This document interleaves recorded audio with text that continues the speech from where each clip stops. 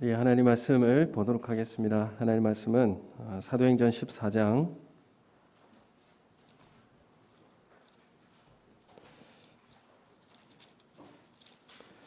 사도행전 14장 23절에서 28절까지 말씀입니다. 우리 한 절씩 같이 교독함으로 읽도록 하겠습니다.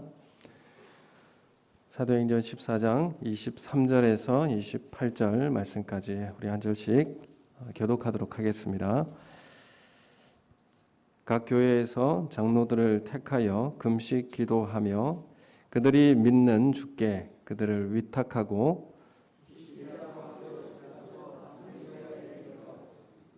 말씀을 버가에서 전하고 아달리아로 내려가서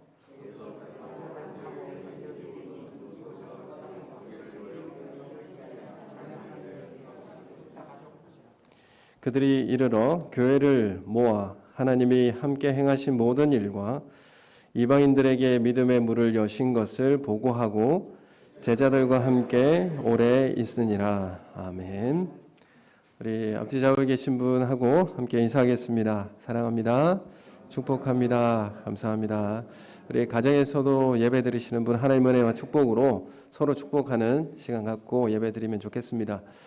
우리가 교제할 수 있는 또 너무 적정거리를 유지하는 이 시대가 되어서 관계가 좀 멀어지기도 하고 또 소원해지기도 하는 그런 시대인 것 같습니다. 그런데 근래에 접종자 수가 늘어나가고 있고 그러면서 점차 이제 마스크를 벗고 함께 예배드릴 수 있는 날이 가까워 오는 것 같아서 기쁩니다. 또 그런 예배 자리 또 그런 우리 교회 모습이 다시 우리 삶 속에서 회복되어지는 날을 또 사모하며 함께 기도하시는 우리 성도님들 되시면 좋겠습니다.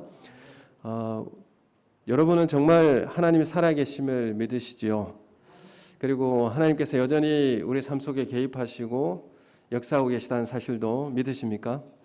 우리 생명과 또 우리의 생사 화복도 주관하시는 분이 바로 하나님이시라는 사실을 믿으십니까?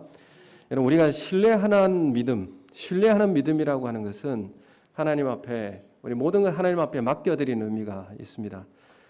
오늘 이 사도행전을 우리가 보면서 13장, 14장 이렇게 우리가 바라보게 되는데 13장은 이제 안디옥 교회에서 바울과 바나바 일행들이 파송이 되어지고 그래서 이 1차 전도 여행이 시작이 됩니다.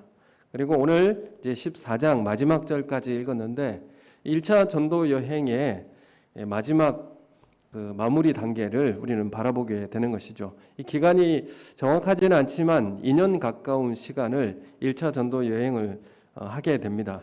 그리고 이제 오늘 말씀해 보면 여행을 마치고 안디옥 교회로 다시 귀환하게 되어지는 이 말씀을 기록하고 있습니다.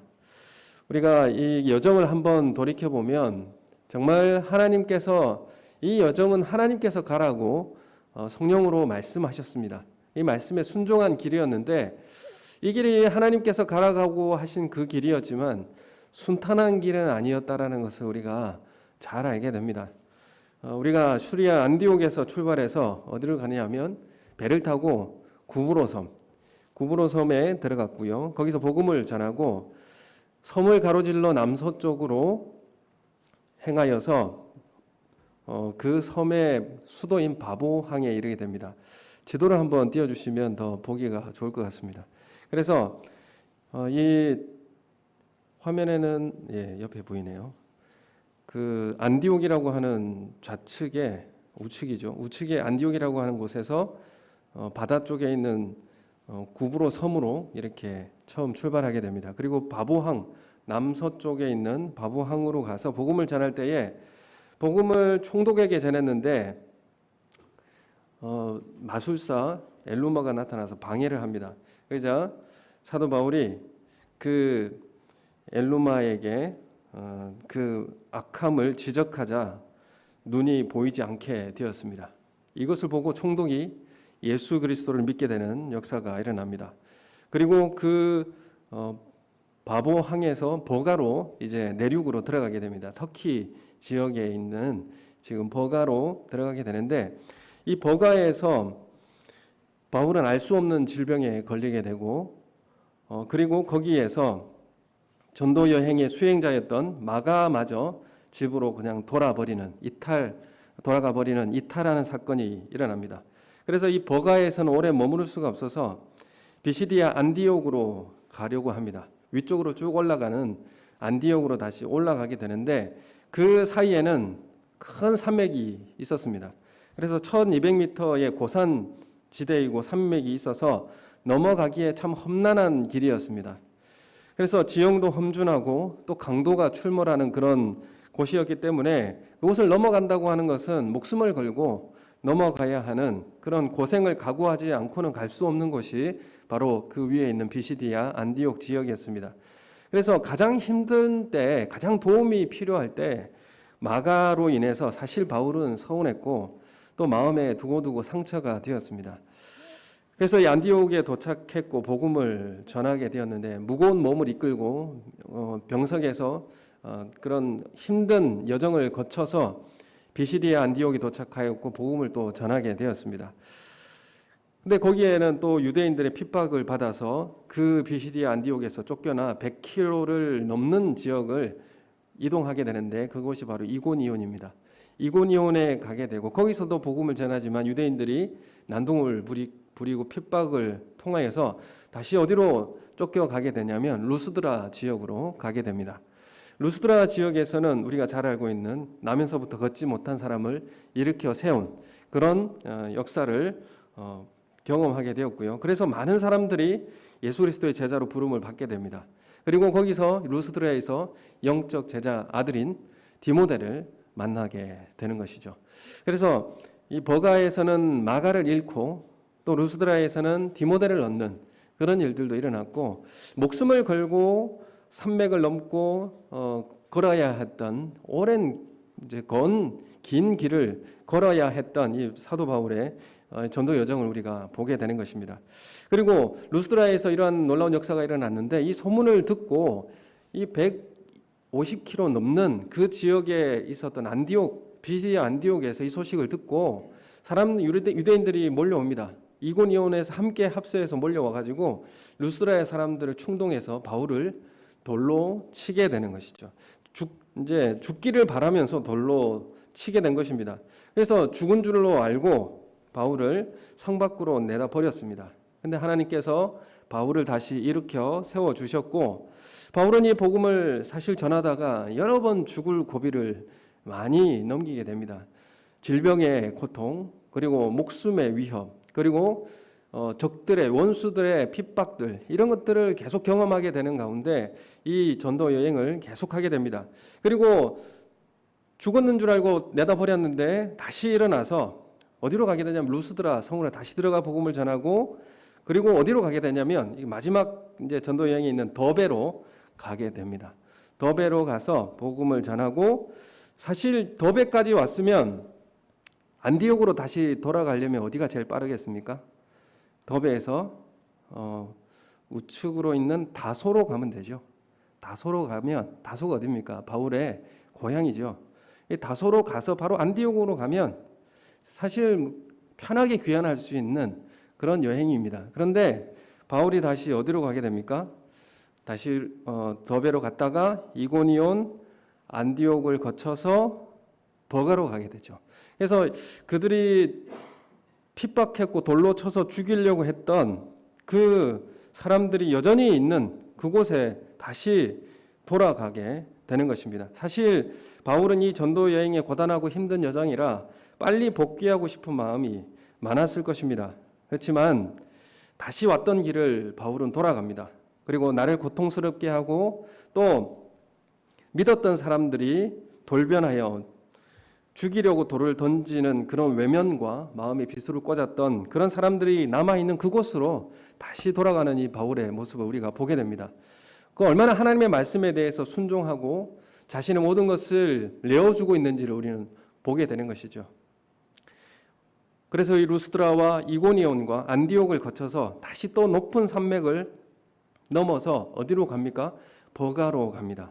오늘 말씀의 25절 말씀에 보면 말씀을 버가에서 전하고 이탈리아로 내려갔다. 이렇게 짧게 말씀하고 있는데 사실 앞서서 말씀드렸듯이 구브로 섬에서 버가항에 도착했을 때 질병과 마가가 수행원호에서 이탈을 한 그런 상황에서 어려움이 겹치자 그곳에서 복음을 전할 수가 없었습니다. 그래서 다시 돌아올 때에 잊지 않고 바울은 이 버가에서 복음 말씀을 전했다라는 것을 기록하고 있습니다. 바울은 아마도 그 길을 여정을 다시 돌아간 것도 버가가 남겨져 마음 한켠에 남겨져 있었기 때문에 다시 돌아간 게 아닌가 이렇게 생각해 보게 됩니다.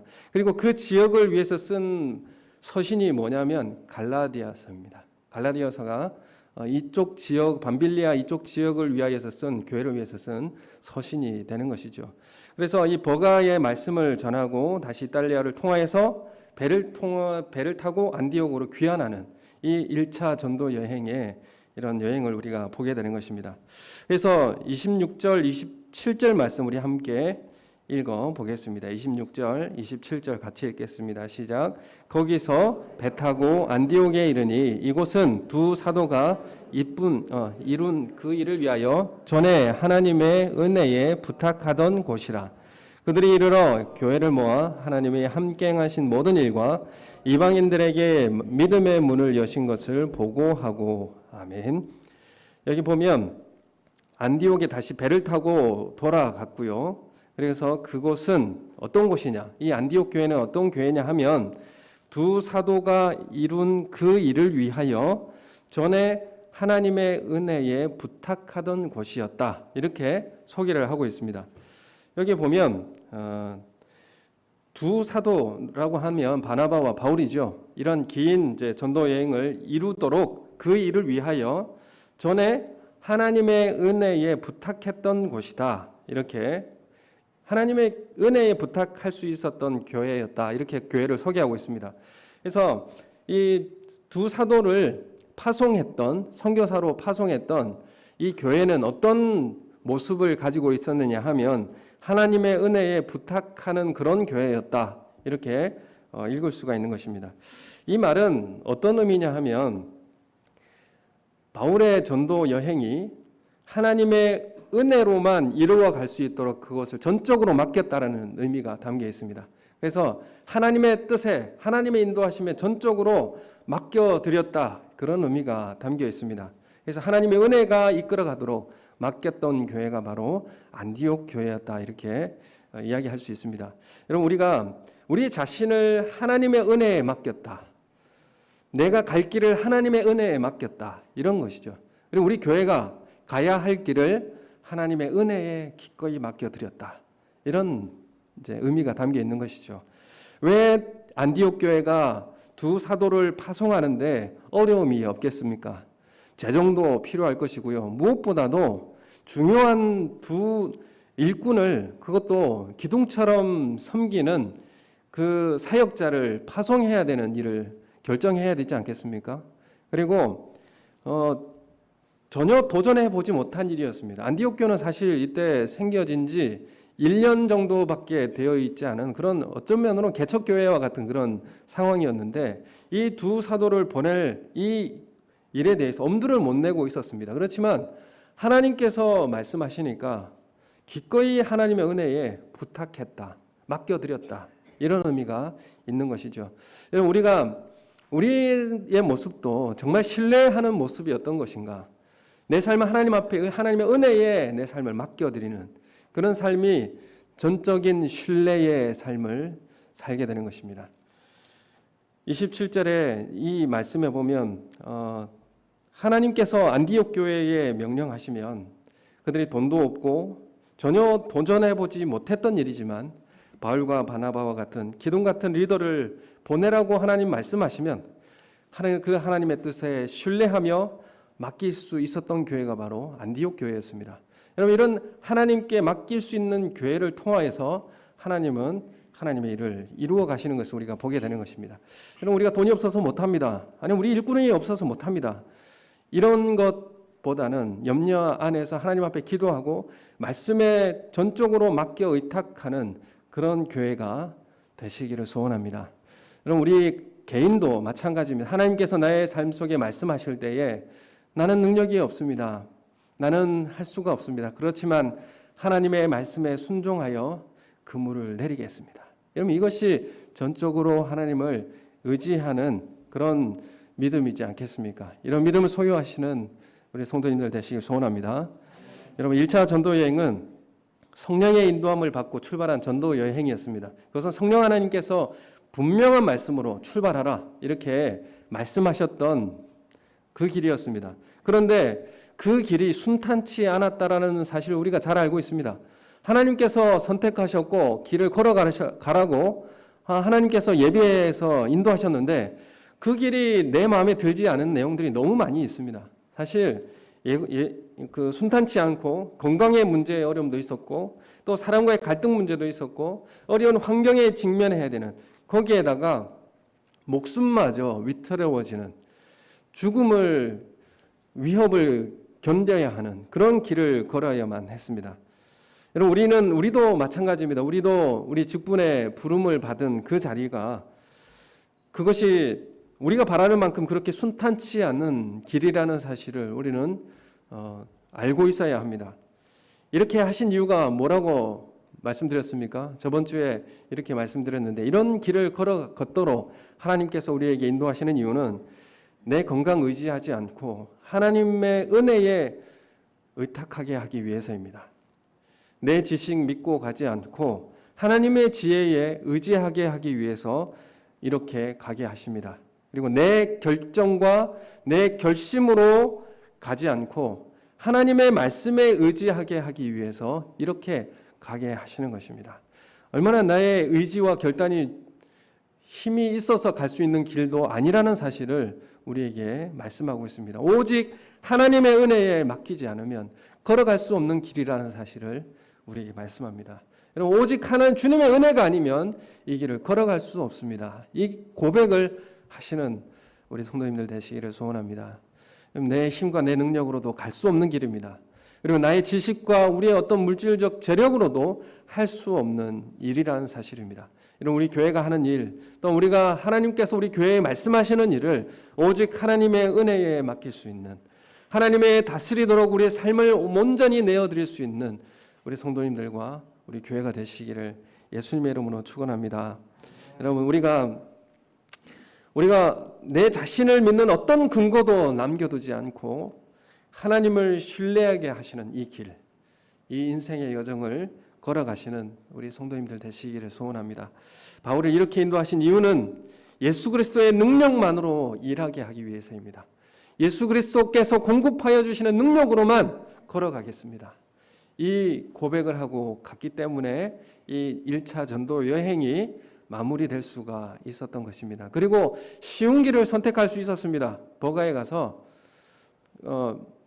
다시 다소로 짧은 길로 빨리 돌아올 수 있었습니다. 그렇지만 그 길을 자신이 원하는 길로 가지 않고 다시 그 영혼들을 돌아보고 또한 전하지 못했던 그 도시를 다시 돌아보면서 그 원수들이 기다리고 있었던 그 자리를 다시 돌아보는 이 바울의 여정은 오직 내 편리와 내 안위만을 따라서 가지 않고 하나님의 명령에 순종했던 이 바울의 삶을 우리가 보게 되는 것입니다.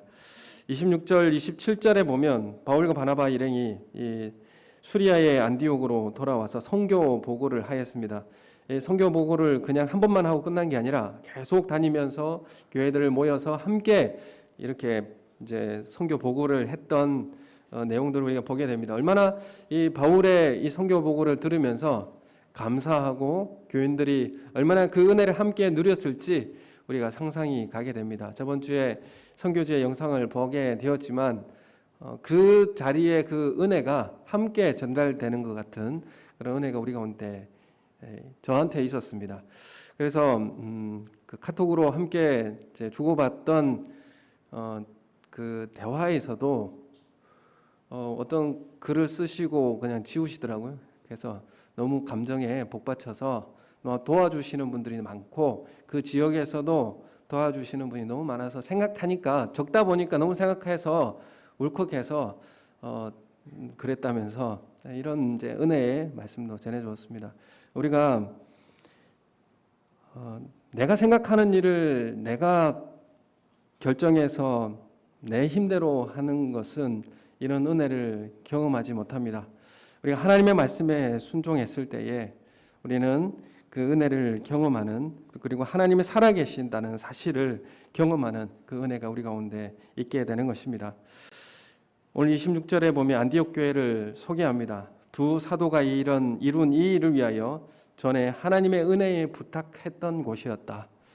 하나님의 은혜에 부탁했던 곳이다. 이렇게 말씀하고 있는데, 우리가 23절에도 똑같은 이 바울의 그 일들을 보게 됩니다. 23절 말씀을 우리 함께 읽겠습니다. 시작. 각 교회에서 장로들을 택하여 금식 기도하며 그들이 믿는 주께 그들을 위탁하고. 아멘. 이 바울도 그 지역으로 루스드라, 이고니온, 그리고 비시디, 안디옥 그 지역에 들어가서 사실 유대인들의 핍박으로 목숨의 위협이 있었던 곳이지 않겠습니까? 그곳에서 초신자들을 모아놓고 금식 기도하면서 그곳에 장로를 세웠습니다. 장로를 세웠다라는 말은 어떤 의미가 있습니까? 그 지역에 여전히 살해의 위협이 있는 지역이었습니다. 근데 핍박이 있다면 맨 먼저 죽임을 당할 사람이 누구겠습니까? 장로이지 않겠습니까? 그래서 그 장로를 세우고 그곳에서 신앙에 맡겨두고 바울은 떠나게 되는 것이죠. 누구에게 맡겼겠습니까? 예수 그리스도에게 맡기고 바울은 떠나게 된 것입니다. 23절의 말씀에 그들이 믿는 주께 그들을 위탁하였다. 이렇게 말씀을 하고 있습니다. 그래서 이 주께 그들이 믿는 주께 그들을 위탁하였다. 이 말씀은 하나님의 말씀에 자신을 의탁하는, 신뢰하는 삶, 이런 말의 의미가 담겨 있습니다. 그래서 하나님의 말씀에 나를 맡겨드렸다는 의미가 이 단어에 담겨 있는 뜻인데, 하나님의 말씀에 자신을 전부 맡기는 것이었습니다. 예수 그리스도께 전부 맡기는 것을 허락하고 바울은 떠나가게 된 것입니다. 그래서 바울은 자신의 지식도 의지하지 않고 상황에도 흔들리지 않았고 내 결심을 신뢰하여 가지도 않았습니다. 바울은 성도들을 모두 다 예수 그리스도께 전부 맡겨드렸습니다. 하나님께서 일하시도록 전부 내어드렸습니다. 바울은 금식으로 기도하면서 장로를 세웠고 그리고 그들이 믿는 주님께 전부 맡겨드렸습니다. 그럼 이게 하나님께서 일하시도록 맡겨드리는 의미가 여기에 담겨 있는 것입니다. 하나님의 은혜에 부탁하는 안디옥 교회와 하나님을 전적으로 신뢰하는 이 삶의 모습이 어떻게 나타나는지 이 안디옥 교회와 사도 바울을 통하여서 드러나는 것을 우리가 보게 되는 것입니다. 하나님께 전부 맡겨드리는, 그들이 믿는 주님께 전부 의탁하는 이런 신앙을 가진 이 안디옥 교회는 또 어떤 교회였는지 한번 더 돌아보면 좋겠습니다. 이 안디옥 교회가 비시디아에 있는 안디옥 말고 바울과 바나바를 파송했던 수리아에 있는 이 안디옥 교회는 다양한 사람들이 리더로 일할 수 있었던 그런 교회였습니다. 거기에 보면 바나바도 리더였고 시므온, 루기오, 마나엔, 바울, 이런 5 지도자가 이 안디옥 교회에 있었습니다. 이 사람들은 정말 다양한 사람들이었습니다. 출신 지역도 다르고 인종도 배경도 다르고 신분도 다르고 교육 수준도 달랐습니다. 그러나 이방 무명인이라도 헤롯가의 이 재력 있는 사람이라도, 그리고 피부색이 다른 노예라고 할지라도 교육 수준이 높은 지성인들과 함께 평등하게 리더로 일할 수 있었던 곳이 안디옥 교회였습니다. 이게 하나님께 자신을 의탁하고 맡길 수 있는 교회가 하는 일들입니다. 왜 이렇게 할 수 있는 것입니까? 그들에게도 성령 하나님께서 내주하시고 예수 그리스도가 다스린다는 믿음이 있었기 때문에 맡겨드릴 수 있는 것입니다. 그 사람이 나와 좀 다르고 또 피부색이 다르고 아니면 사회적 지위가 다르다고 할지라도 지성과 어떤 교육 수준이 다르다고 할지라도 그곳에 예수 그리스도께서 다스린다고 한다면 맡겨줄 수 있는 것입니다. 그리고 이 안디옥 교회는 두 번째로 상황을 뛰어넘는 말씀의 순종을 가능케 했습니다. 예배를 드리고 있을 때에 바나바 외에 4명의 지도자가 성령의 음성을 듣습니다. 어떤 음성을 들었냐 하면 내가 불러 시키는 일을 위하여 바나바 바울을 따로 세우라, 이런 말씀을 듣습니다. 그래서 이 말씀은 어떤 의미가 있습니까? 바울과 바울을 이방 선교를 위한 사역자들로 파송하라, 그런 의미가 담겨 있는 것입니다. 그래서 성령께서 보내라고 하실 때에 이 안디옥 교회는 기둥 같은 일꾼을 기꺼이 보낼 수 있었던 그런 교회였다라는 사실을 우리가 알게 됩니다. 이것도 하나님의 은혜에 온전히 맡겨드릴 수 있는 교회가 할 수 있는 일이었다라는 것을 우리가 알게 됩니다. 그래서 성령님의 교회에 하시는 말씀을 듣고 순종할 수 있었던 교회가 바로 안디옥 교회였습니다. 그리고 세 번째로 이 안디옥 교회에 어떤 모습이 나타나느냐 하면 안디옥 교회가 흉년을 만난 예루살렘 교회에 가난한 형제 자매를 위해서 기꺼이 부조를 보내어 고통을 분담하여 나누어 주는 그런 교회였다라는 것을 우리가 보게 됩니다. 우리는 먼저 지역 사회를 돕고 나누는 것도 소중하고 중요합니다. 그렇지만 우리가 우리 교회 안에 함께 있는 예수 안의 형제와 자매를 먼저 구제하고 그리고 나눌 수 있는 그런 교회가 되어져야 합니다. 우리 안에 성도를 돌보지 못하면서 이웃을 사랑한다고 말할 수 없기 때문에 그렇습니다.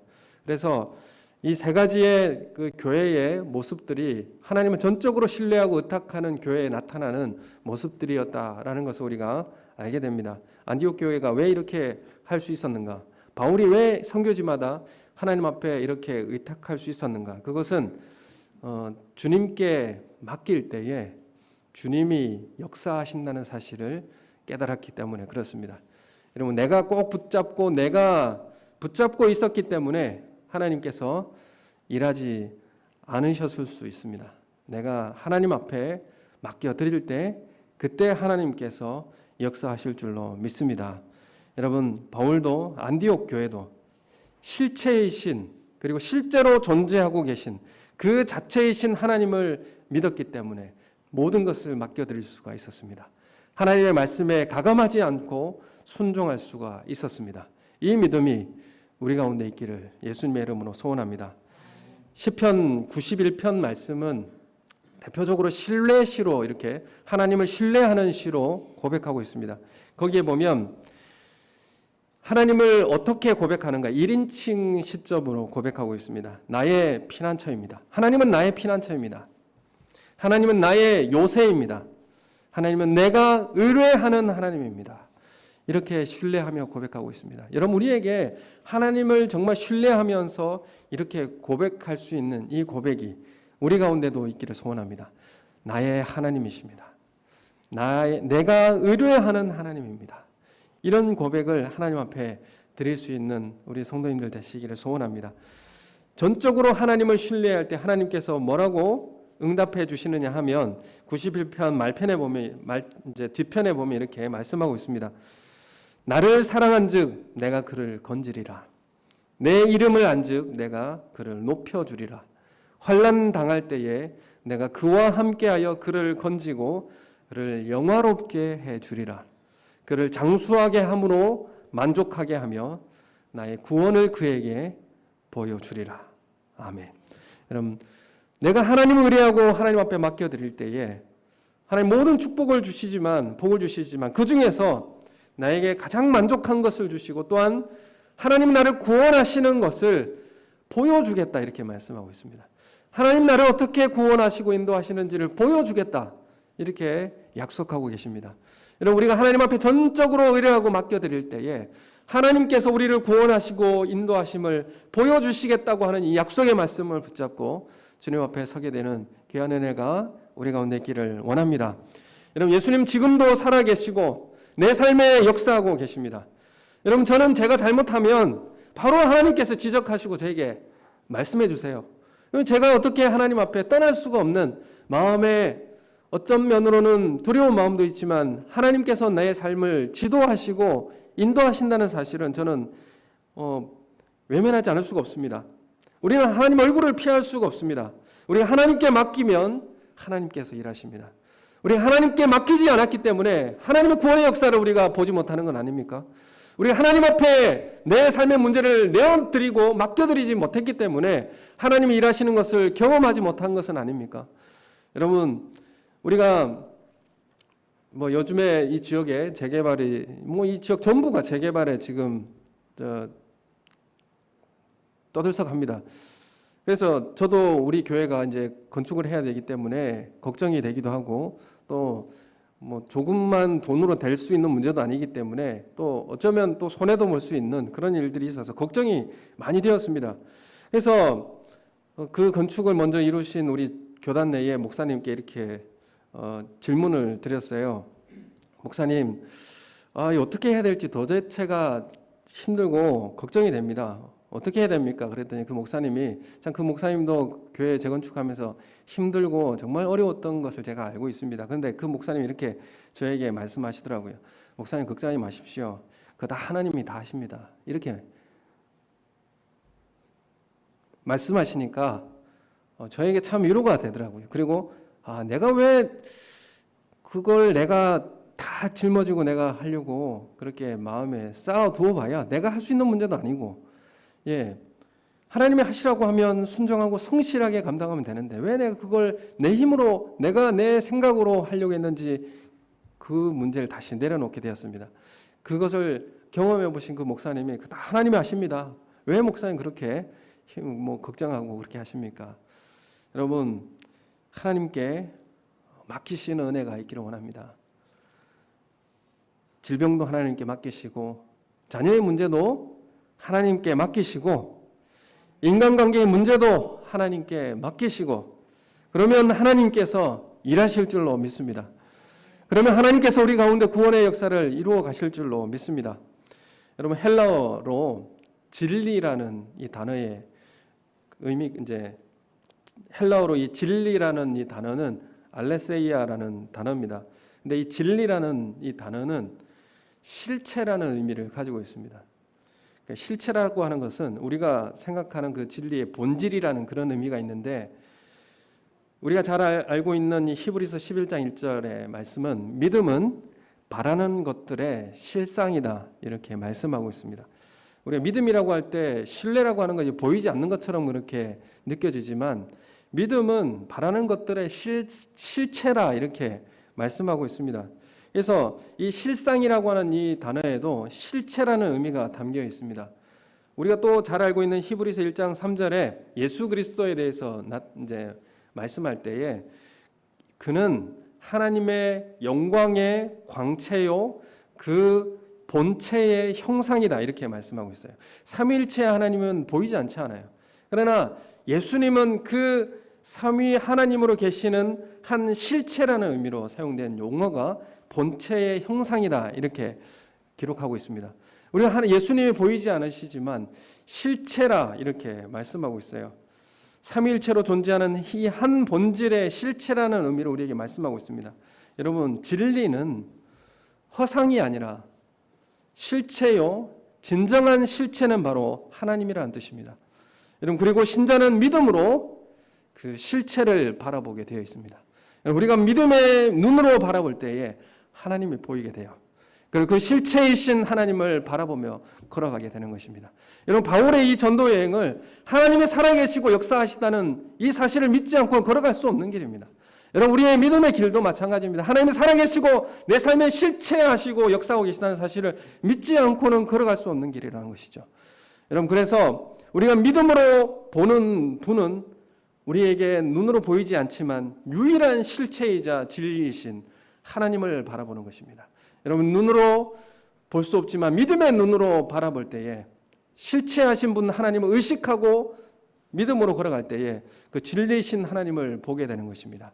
여러분, 그 길이 열리시는 우리 성도님들 되시기를 소원합니다. 여러분, 그러나 반대로 육에 속하는 사람들이 추구하는 것은 눈에 보이는 것이지만 그건 허상일 뿐입니다. 다 사라질 수밖에 없습니다. 여러분, 이 땅에서 믿음으로 살아가는 것은 끊임없이 이 실체이신 이 진리를 찾아가는 길입니다. 모두가 이 진리를 추구하지만 왜 이 진리를 소유하지 못합니까? 살아계신 하나님을 왜 만나지 못합니까? 그것은 용기가 없기 때문에 그렇습니다. 하나님의 은혜가 주어질 때에 이 담대함이 생기게 됩니다. 하나님 앞에 용기가 생기게 됩니다. 내 자신을 맡겨드릴 수 있는 용기가 생겨지게 되는 것이죠. 목숨의 위험이 오더라도 하나님께 맡겨드리는 용기가 그 가운데서 생겨나게 되는 것입니다. 참된 신자는 진리를 본 사람이요, 참 신자는 진리를 사랑하고 용기를 가진 사람입니다. 그래서 주의 말씀에 도전하고 자신을 기꺼이 내어드릴 수 있는 삶을 살게 되는 것입니다. 여러분, 우리는 이 길을 걸어가기 위해서 나의 비참함과 내 안의 절망을 확인해야 됩니다. 이것은 고통스러운 일이고 내 비참을 내가 직면하는 것이 피하고 싶은 그런 일들이겠지만, 그렇지만 내 절망과 이 무지함을 마주할 용기를 가진 사람은 바로 그 안에서 예수 그리스도를 발견하게 되는 것입니다. 절망과 무지함을 고백하고 예수님께 손을 내미는 것, 그것이 하나님을 전적으로 신뢰하고 의뢰하는 길입니다.